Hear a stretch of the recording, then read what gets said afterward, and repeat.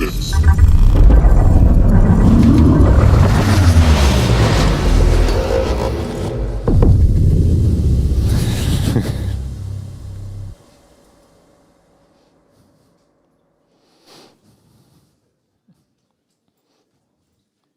Okay, hello everybody. Can you hear me? In the back also you can hear me? Yes? Great. Okay, so today we'll be talking about Project Valhalla, which is advertised like code-like class and behaves like an integer, int, sorry, not integer. This very fresh presentation, as you can see the date over here, that's not by accident. But before we get started, a few words about me. Arkadiusz Sokołowski, working right now at Allegro, doing programming for a couple of years and teaching programming. And second important thing before we start, Valhalla project is a project which is very live project and it's changing for all the time. And everything I will tell today may be a subject to change.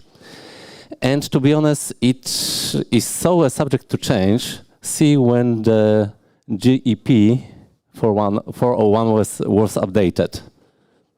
This is the exact time when I was having a beer with my friends, and today morning I'm going to see, is there anything new in the JEP? Yes, it's completely rewritten.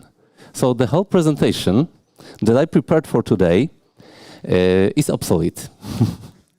So in the morning, I had to go through this JEP, go through a bunch of other JEPs, and try to put together something that is current state of art, not obsolete.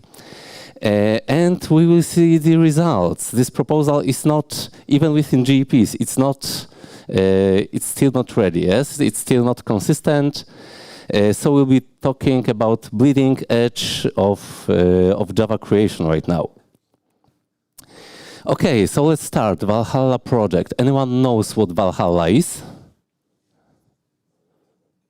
Valhalla project or Valhalla?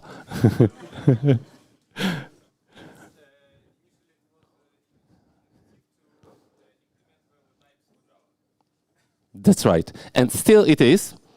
But, well, two things over here. In Java, it's kind of umbrella project for major type system and memory feature changes. The word itself is from Norse mythology, when this is a place in Asgard, where Asgard is kind of heaven, where Odin, most important god, resides. And when you die in battle, you go feasting there forever, which is great. And Valhalla, the project, when we get there, will be feasting forever because Java will be finished. I guess that's the origin. The project itself was started a long time ago. Actually, it was 9 years ago, almost to the date, by Brian Getz. And when James Gossing were reviewing this proposal, this project, he said that it's something like 6 PhDs or something like that to write that. And I guess he was wrong about twice or 3 times in PhD's numbers. Till now, there were 5, I can say by today, or the 6 prototypes of Valhalla.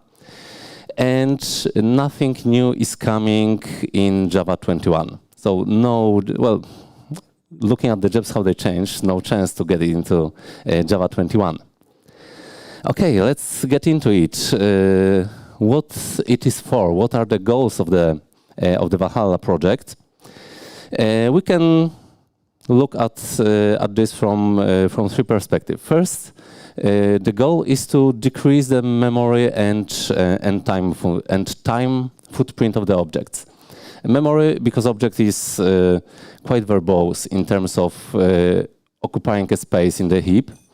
It has a header, it has to have some references referencing to it, and time footprint. 2 things over here. First, it takes time to get to the object because we have to go through references to get access to any field. And the second place is garbage collection. We have all, again, go through the references, and it takes time, and it's decrease our overall program performance because the garbage collector is collecting. So the goal is to work on that, to make this footprint little smaller. Second goal is to introduce data types that are more flexible and that this programming model in Java is back in line with performance of modern hardware. And we'll look into it a little later, what does it mean with this modern hardware. And the third thing is to unify, and if unification is not possible, to bring as close as possible class-based and primitive type system. When we look at Java type system, we have actually two almost opposite type systems. We have primitives and we have objects. And when we think about their features, they're completely different. Primitives are identityless, just value. Objects have identity and are referenced. Primitives are built-in. Objects, classes are not built-in. They are in standard library. Of course, there is a star because some are. You can define your own classes. You can extend your classes, but you can do that with primitive types.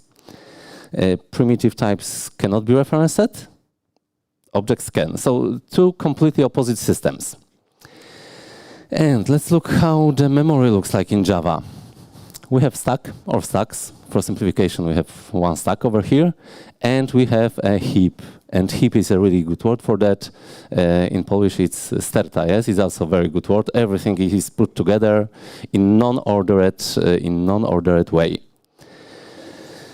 So to increase the performance and decrease the footprint of that, what we want to achieve is something like that. This is zoom for the current state. We have a class, let's call it line, and it has two fields, start and end. Both are type point. Point has two fields. They are ints, let's say, x and y. Clearly, there is some overhead that can be potentially reduced. First of all, we may flatten this layout, put directly x and y fields into the line object, or to be more precise, we will need to put some header over there to know how to interpret the bytes that are following over there. So no more references, because these fields over here are just references. And to get to the actual values x and y of the point, start and end, we have to follow the reference, and then only we can get actual value that is of int type. So when we flatten that, accessing these fields will be faster, obviously, and memory footprint will be lower. At least we will reduce with these two pointers that are on the left side, because this will be flattened. And memory will be less fragmented also, because we'll put things together. So it's easier to copy, easier to navigate through the memory, etc. Okay, let's see at current computing state. We have here a comparison of some modern processor, whatever. It's just an order of magnitude, these values, not any processor in particular. On the other hand, we have Pentium 2. This is processor from times where Java was created. And we can see over there the difference in timings, how much time is taking particular operation. So everything is faster now, of course, and bigger. But as we can see, the penalties right now, for example, for missing a cache or for branch comparison, are much higher than they used to be. You see, accessing cache was faster than accessing main memory, but right now, accessing main memory, even if faster than it used to be, it's still much more faster to access the cache. And the cache size itself also, sizes are completely different. In Pentium 2, this 64 kilobytes also are divided into two parts, for code and for data, for 32 kilobytes each. So not too much. Right now we have 0.5 megabyte of L1 cache accessible for the data. So what kind of memory layout is cache-friendly and what layout is not cache-friendly? This one is not exactly cache-friendly. This one on the right is better. And in Java, actually, we have some entities that have already layout like this, that is easily transferable to the cache. And this is array of primitives. And this is the only entity that behaves like that. We have linear layout in the memory. It can be easily copied, accessed, and so on.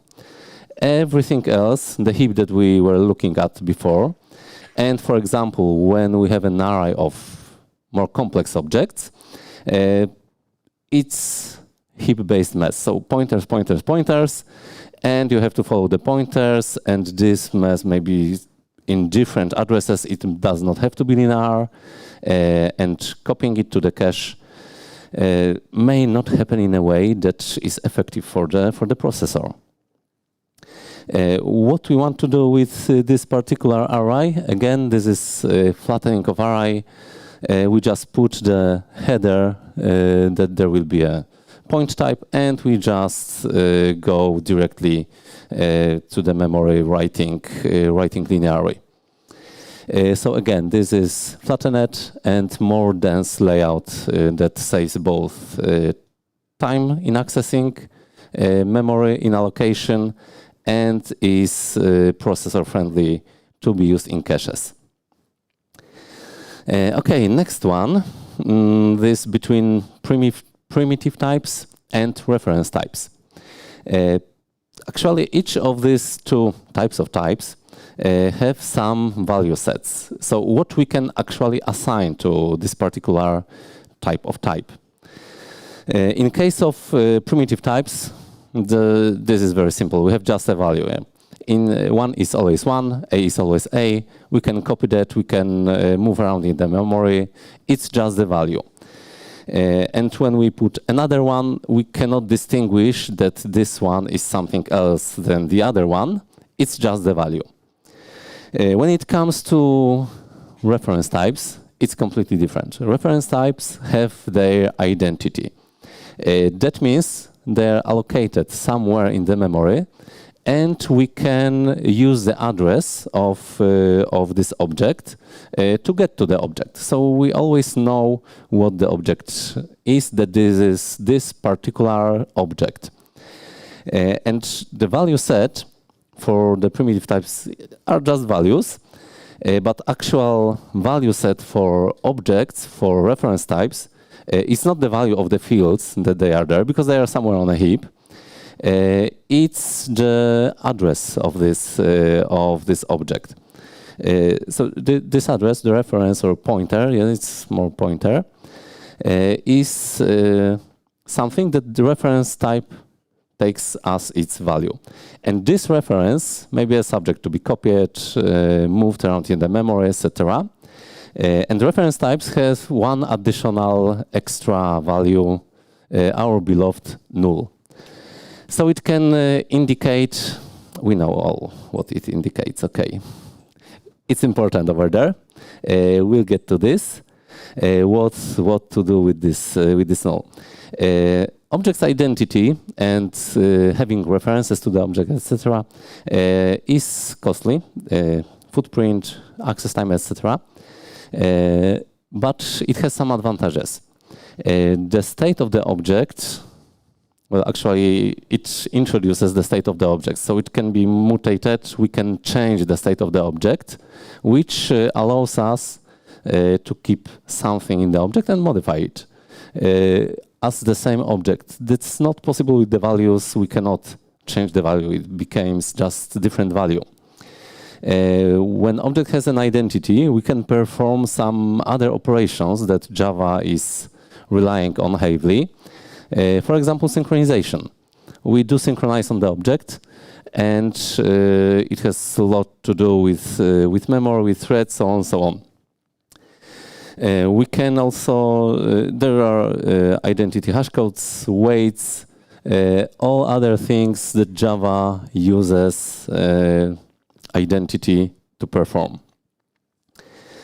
Okay. Between these two types of types, there is a bridge currently, and it's of course boxing and unboxing. So the small int can become an integer, and integer can become a small int. And this operation is automated because we can interchange these types when we, for example, use it as a method parameter. But this brings in some inconsistencies and problems because these boxed objects, like integer, for example, before boxing, there is no identity for the int. But when it becomes integer, it has some identity.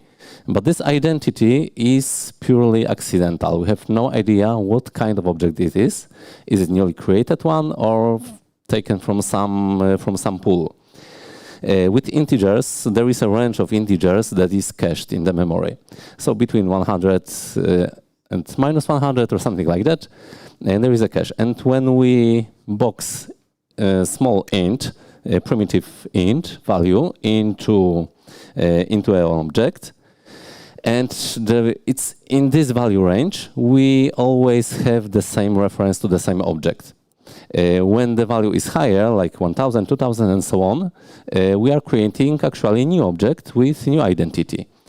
And now imagine that by accident, we are doing synchronization, that kind of object, that may have some accidental identity from a pool of objects or newly created one. Straight path to a lot of problems. So this problem also is being tried, solved by Valhalla project, or not, we'll see later. So short summary, we won't be going through all of this, but this is just these 3 points put together into some extended explanation to look through. And we are getting right now to Valhalla JEPs. So let's start with the first one. It's called value classes. JEP is still in draft, and this one didn't change too much, fortunately. And this introduces new type of classes. These classes are called value class. These value classes, of course, are not the same as records. You can use the same for the record, that will be value record. So it had nothing to do with this. I will be using class as an example. And what is the characteristic of this proposed value class? First and most important, it does not have identity. So when we create such value class, we should assume that it will be used, that we can use it only as a primitive type, like we use int and any other primitives. The consequence of that is, of course, that synchronization is not possible. It cannot be mutated, because when we mutate it, this is another value, that's something new. So the class itself, the object itself, cannot be mutated, as the int cannot be mutated. It's final implicitly. Clone and finalize cannot be overridden. Finalize actually will be removed because there will be no finalization soon. It cannot extend and implement identity classes and interfaces. Now, value is a new keyword that will appear to indicate that this value class. But there will be another new keyword, identity, that we may indicate that class or interface is intended to be identity only. This identity modifier will be a default modifier, so all classes that we have will be identity from the very beginning by default. But it cannot implement explicit interfaces, not implicit ones. But still, this is referenceable entity. Still, it cannot be flattened for a couple of reasons. Most important, still it can be null.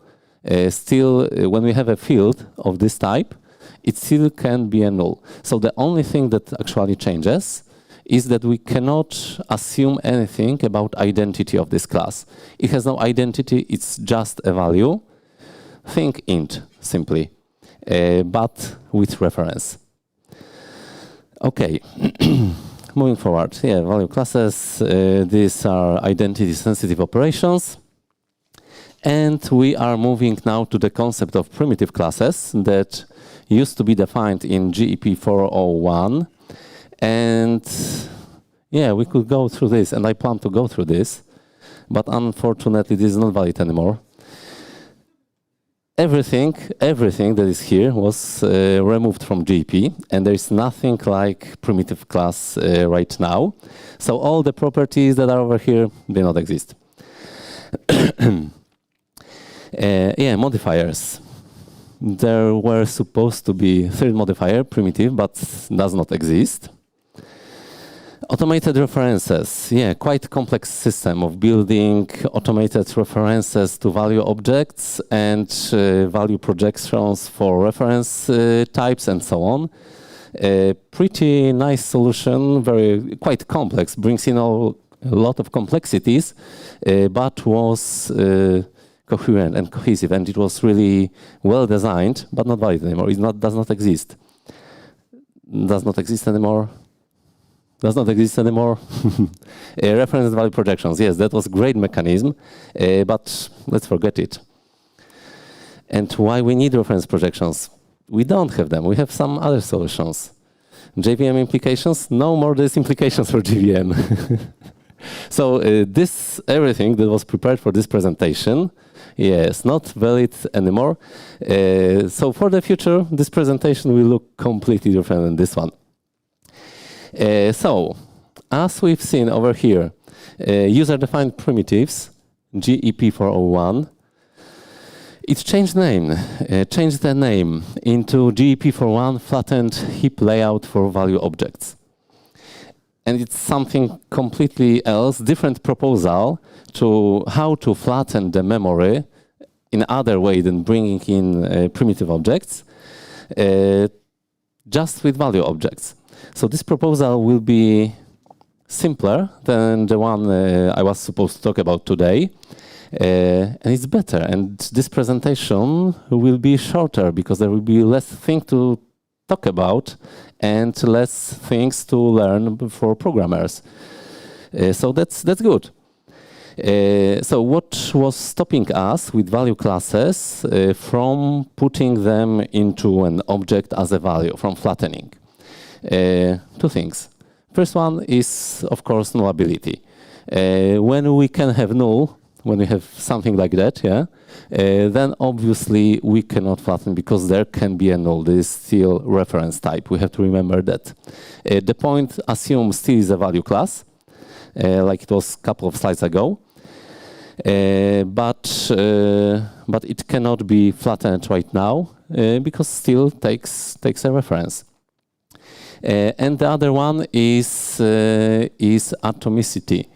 So when we modify a pointer, when we modify a field, it's an atomic change.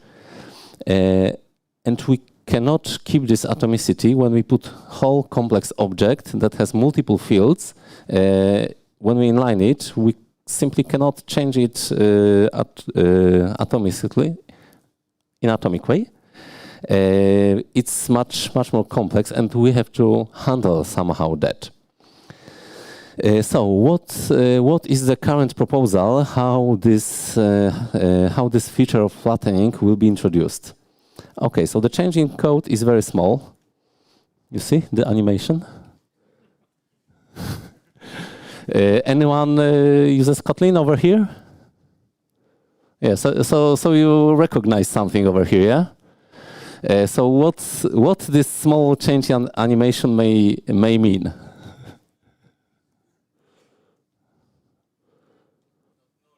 Not null, exactly. So this is a notation of not nullability. Indicates that the object that is over there is not a reference. It's just a value that cannot be cannot have a null, cannot take a null. So we cannot put null over there. And now life becoming much more simpler, yes? There can't be null, so we can flatten everything, and that's it. And we do it not with defining the point class, because it's pointless. We define it within the field when we use it. So we make a decision if this field should be referenceable or flattened when we use it. We do not have to define it within the class, which was the previous proposal. So it's simpler and gives even more flexibility than the previous model. And that's it. Field class have to be value class with default instance creation ability. There is a couple of caveats, of course, over there. If it cannot be nullable, it have to have some default value. Every primitive type have some default value, for int 0 and so on. So such class, such object also have to provide some kind of default value, because till now for objects it used to be null. We have also an array over here, how it will be defined to be flat, so it will be just exclamation within the type name and then the array indicator. Okay, where we have this point definition, this is non-atomic. And I didn't put the implicit constructor over here. Yeah, this is how, if I have to do presentation very quickly. So this point class, before we get to atomicity, we'll have to provide implicit parameterless constructor, and it will be literal implicit public point constructor. And it will initialize the class with the object with the default values.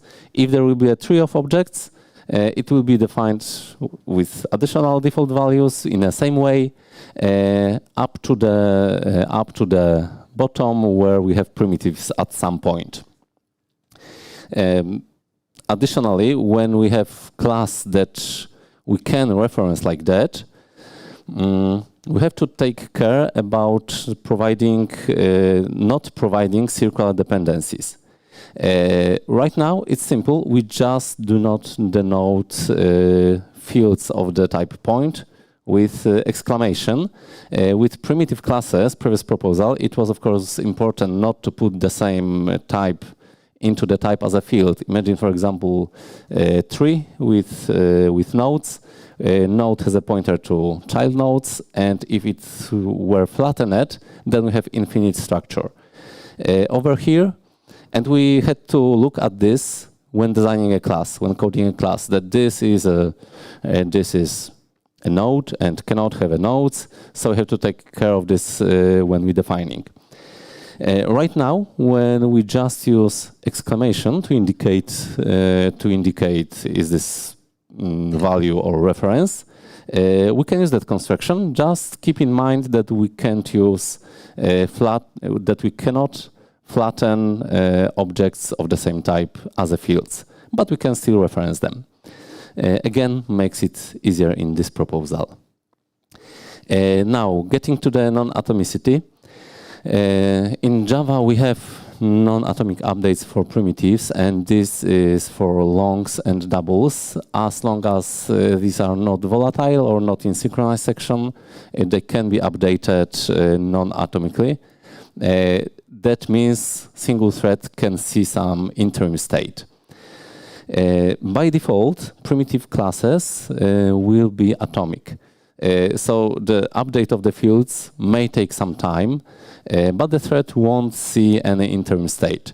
But the benefits of the cost of that may be too high, may overweight all the benefits that we get from the value class and from flattening, because everything is synchronized over there implicitly and will take time. So it makes sense for these classes to be non-atomic, so the thread can see some interim states, but it will be something similar to primitive types like long and double, so not happening too often, just to realize that there can be interim states.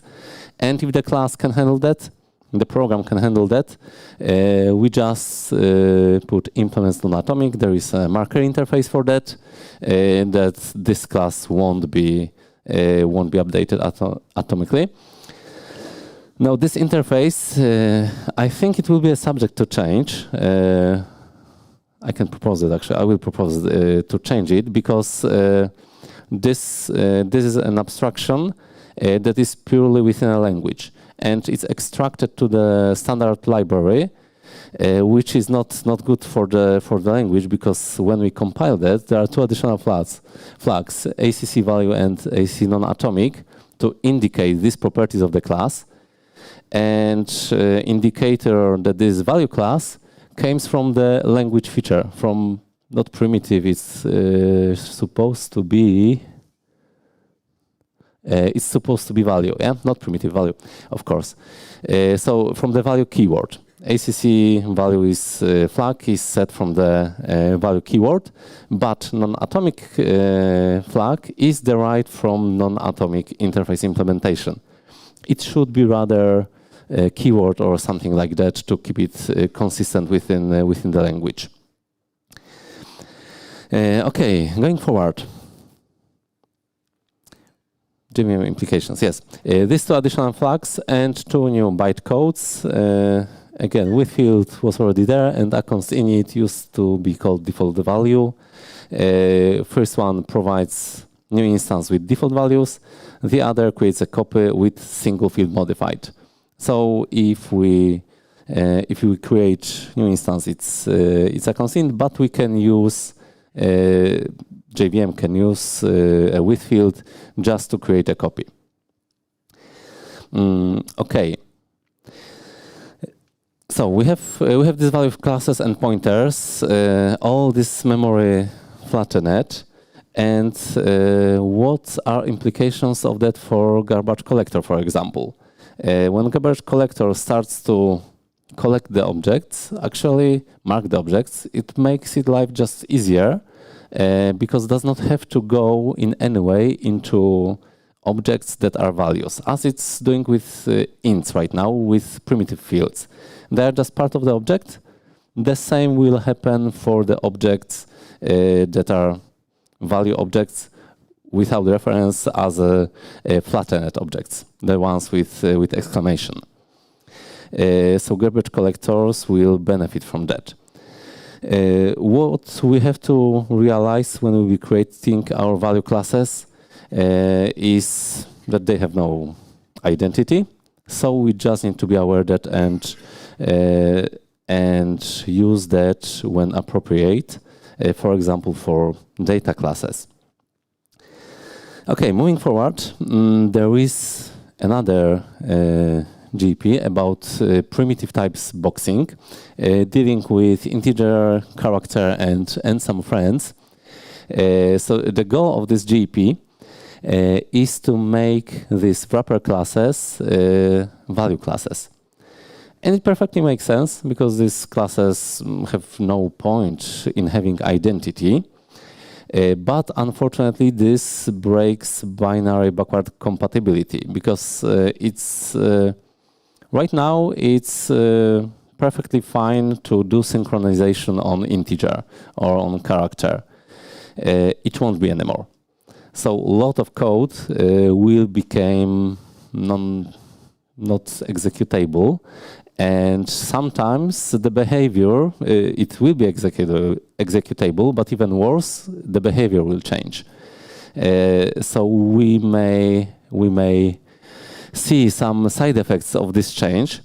Still, this is the proposal that arrived quite recently, as you've seen. So I guess it still will be a subject to change. There are some additional JEPs that try to handle that.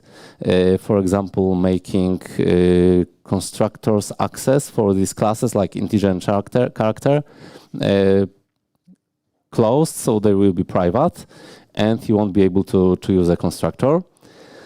Below over here, well, yeah, I'm very curious about what will be the end of this story. For sure, it have to evolve somehow. Below we have see some example of interface foo, and this is copy paste from JEP with some mysterious characters like star, exclamation mark, and question mark. And the GEP itself refers to some other GEP that is about non-nullable objects in Java. But currently, this GEP does not exist. There is a link, but it gets to 404 not found. So probably it will appear maybe today, maybe tomorrow. We will see. But still, what these characters means is not explained. We can just try to guess what it will be, basing on the explanation that is provided over here, and basing on Kotlin knowledge, because this is something we can find in Kotlin. So the exclamation mark probably will mean that this cannot be null simply, as it was in the value objects, and the question mark probably means that it may be null, and nothing means that can be null also, I guess. And the star, I'm tempted to say that it will be a pointer like in C, but I guess not. No idea what it will be. But it looks very, very similar. Okay, so with boxing, automated boxing, things are going somehow forward. I'm curious to see what will happen with that. And now we're getting to generic programming. Now, when we had proposal with two types of classes, value classes and primitive classes, that was quite problematic. But now, when I'm thinking about this, it even got simpler. But let's see where we are with generic programming right now. We can do generic programming for reference types only, for objects. For primitive types, we have to provide specialized methods that can handle these primitive types. And as we know, generic types information is erased during compilation. So we have it's always an object in runtime. This generalization is only the feature of the source code and compilator. Now for generalization, we have three strategies.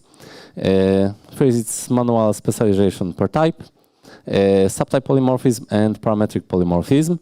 A great example in Java is binary search. We have all three types over here. We have subtype polymorphism, parametric polymorphism, and a whole list of specialization for primitive types. So the proposal for now was that for reference types, nothing changes. We keep it as it was. For primitive types, proposal was that the type information is preserved and that specialized types will be generated to handle generalization during the runtime. So something like with templates in C++. And for IS also there will be subtype polymorphism. But for primitive types, as there will be no primitive types, these three question marks I put today, I guess there will be no such feature, and we may just keep the good old way of type erasure, because value classes still are object types. But I don't know yet what will be the implication for the compilation when there will be a flattened type. Still, it will be a type, so there should be no difference over there. The GEP for that is not changed at all, so still refers to the primitive types, primitive objects, primitive classes that are not there anymore. So probably will be changed and modified soon. Okay, at the end, let's look at the GEPs itself, and this slide is the reason why I looked into slides today morning, just to update that, and then was OMG. Couple of things were already done, and we have value objects GEPs that are over there. Null restricted types, the one GEP, it's funny because it redirects to 404 and it's not found. It may be actual number of GEP in the future. but it's not published. So you can see it's still very work in progress. The names have changed. When you go to the Valhalla page, you will see still the names that are crossed out right now. But the titles of JEPs, when you go into the JEP itself, are already changed. Okay, so this is it for now. I'm sorry for breaking this presentation. I just wanted to have it yesterday. It would be all fine. But right now you have more accurate, up-to-date information. And that's all from my side. Thank you very much. And